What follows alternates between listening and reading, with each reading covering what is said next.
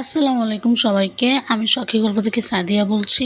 সবাইকে অগ্রিম ঈদ মুবারক। আশা করি আপনারা সবাই ভালো আছেন। তো আমি আজকে বানিয়ে নিব ঈদ উপলক্ষে নবাবী সেমাই, আর সাথে থাকবে তরমুজের কোল্ড ড্রিঙ্কস। তো প্রথমে নবাবী সেমাই বানানোর জন্য আমি এখানে নিয়ে নিলাম গাজরটিকে আমি সুন্দর করে কুচি কুচি করে কেটে নিয়েছি, দেখতেই পাচ্ছেন।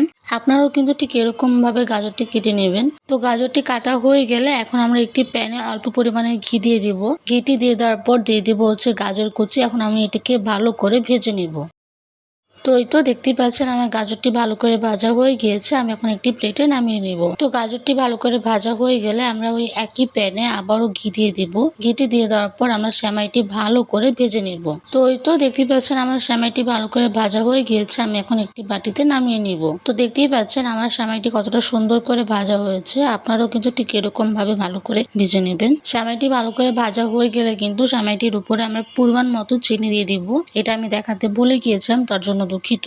তো এই তো সেমাইটি ভেজে নেওয়ার পর আমি এখন দুধটিকে ভালো করে জাল করে নেব। তো দুধটি জাল করে নেওয়ার জন্য আমি এখানে প্রথমে গরুর দুধ নিয়ে নিলাম, তারপর দিয়ে দিলাম পরিমাণ মতো চিনি, তারপর দিয়ে দিলাম গুঁড়া দুধ, তারপর দিয়ে দিব অল্প পরিমাণের কর্নফ্লাওয়ারটি দিয়ে দেওয়ার পর আমি এখন এটিকে ভালো করে জাল করে নেব। তো এই তো দেখতেই পাচ্ছেন আমার এখানে ভালো করে জাল করা হয়ে গিয়েছে। এখন আমি একটি বাটিতে নামিয়ে এটিকে ঠান্ডা করে নেব। তো এই তো দেখতেই পাচ্ছেন আমার দুধটি কতটা ঘন হয়ে গিয়েছে। আমি এখন নবাবী সেমাইটি লেয়ারিং করে সেট করে নেব। তো লেয়ারিং করার জন্য আমি একটি বক্সে প্রথমে দিয়ে দিলাম সেমাইটিকে আমরা চারদিক ভালো করে ছড়িয়ে দিতে হবে। তো এই তো দেখতেই পাচ্ছেন আমার সেমাইটি ভালো করে ছড়ানো হয়ে গিয়েছে। তারপর আমরা অল্প অল্প করে দিয়ে দিব জাল করে রাখা দুধ। চারদিক দিয়ে কিন্তু আমাদের দিতে হবে দুধটিকে। তো দুধটি ভালো করে দেওয়া হয়ে গেলে তারপর দিয়ে দিব ভেজে রাখা গাজরগুলোকেও কিন্তু আমরা চারদিক দিয়ে ছড়িয়ে ভালো করে সেট করে নিব।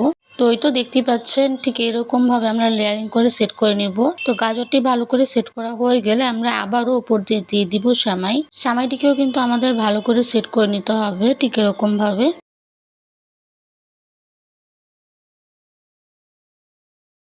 তো এই তো দেখতেই পাচ্ছেন আমার সেমাইটি সেট করা হয়ে গিয়েছে। এখন আবারও উপর দিয়ে দিয়ে দিব জাল করে রাখা দুধটি। তো দুধ দিয়ে দেওয়ার পর উপর দিয়ে গার্নিশিং এর জন্য দিয়ে দিব ড্রাই ফ্রুটস। আপনারা চাইলে অন্য কিছু দিতে পারেন আপনাদের ইচ্ছা মতো। তো ড্রাই ফ্রুটস দিয়ে দেওয়া হয়ে গেলে আমি এখন ফ্রিজে 1 ঘন্টা রেখে এটিকে সেট করে নেব। তো এই তো দেখতেই পাচ্ছেন আমার এটি ভালো করে সেট করা হয়ে গিয়েছে। তো এই তো ভালো করে সেট করা হয়ে গেলে আমি এখন একটি বাটিতে এটি পরিবেশন করে নিব।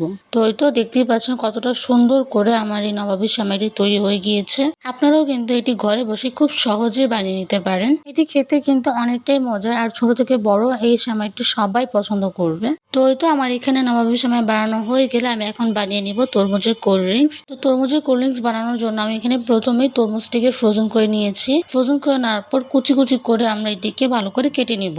কাটাটা আমি আপনাদের দেখাতে ভুলে গিয়েছিলাম, তার জন্য দুঃখিত। তো তরমুজটি কুচি কুচি করে কাটা হয়ে গেলে আমরা এখন গ্লাসের মুখে ভালো করে ট্যাঙ্কটি লাগিয়ে নিব। তো ট্যাঙ্কটি লাগানো হয়ে গেলে দিয়ে দিব কুচি কুচি করে কেটে রাখা তরমুজটি। তো দেখতেই পাচ্ছেন আমার এখানে কুচি কুচি করে কেটে রাখা তরমুজটি দিয়ে দেওয়া হয়ে গিয়েছে। আমি এখন উপর দিয়ে দিয়ে দিব 7 আপ।